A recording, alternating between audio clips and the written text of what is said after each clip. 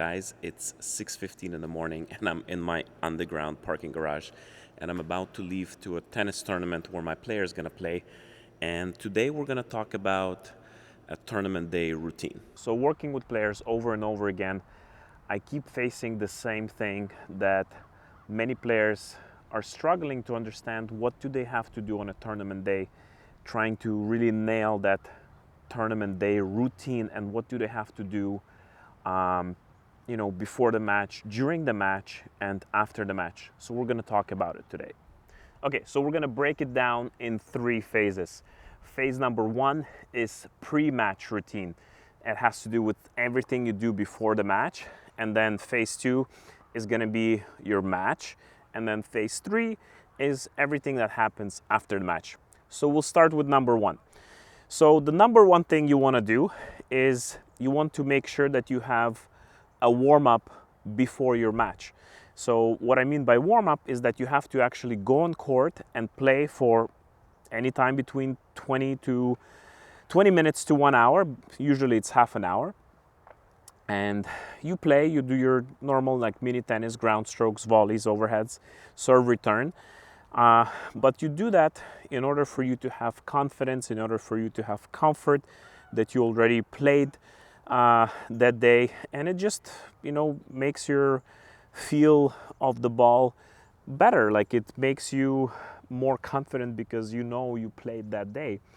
So it's pretty straightforward. Obviously, in order for you to do that, you have to organize that warm-up with somebody, a day or 2 days or sometimes a week before the actual match, depending on schedule update, how soon when you're playing.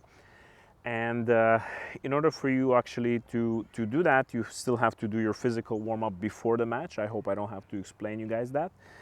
And then as soon as you finish your on-court warm-up, what you would need to do is talk to your coach about your plan for the match. So it's so important that you go over the task, what's going to happen during the match, what I'm going to be focusing on. If you don't do this, it kind of becomes irrelevant, really, what's going to happen in the match, because you have to have a certain task that you will try to accomplish when you play your match. Right after that, usually you'll have half an hour plus, before your match.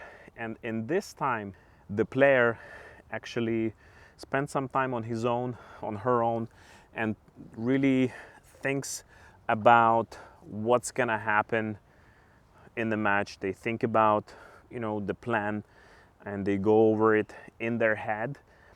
And they just start visualizing things. Like, it's very important they start thinking about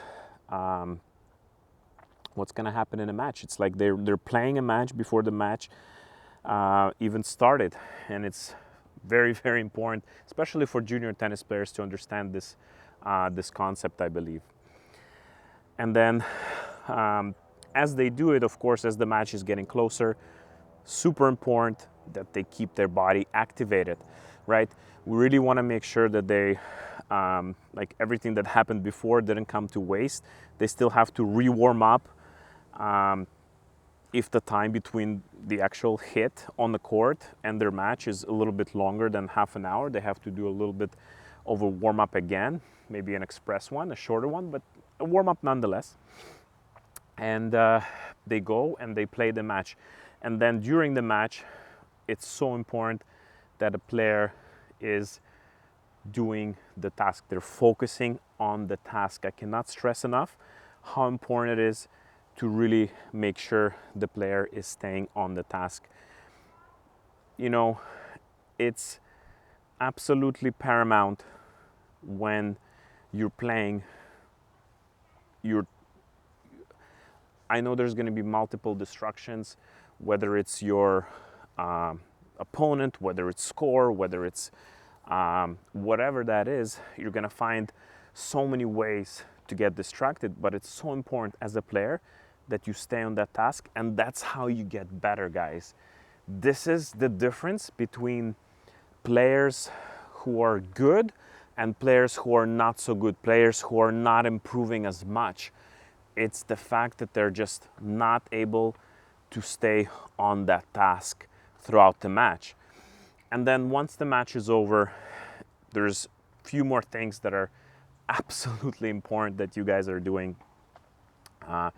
It will vary player by player, but what I typically would do is I would give my players 1 hour, and in that 1 hour I'm expecting them to do their foam rolling and recovery, foam rolling and stretching, in order for them to recover, for their body to recover, for their muscles to recover for the next match, or for the, you know, if they're playing in one more match the same day, or for the match the day after, right? So and after that 1 hour, and this is probably the most important part of them all, is to actually talk about the match.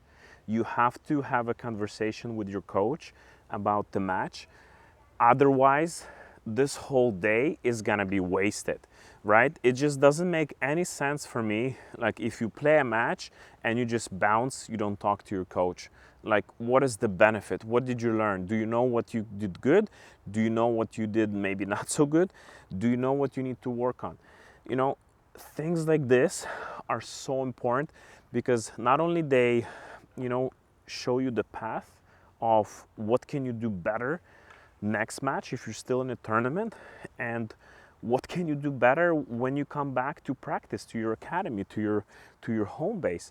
But also they can motivate you in a different way, you know, like they can make sure that you're still have a lot of vision for your game in the future. This is critical, especially for younger tennis players, because it keeps them motivated longer, it keeps them in the sport, and it keeps them, you know, more hardworking towards their goal. They will strive to achieve their goal way more. So this is why I think it's super important that you know what you're doing during your matches, you know what you're doing during your tournament days. And you know, I hope this video helped you in one way or the other.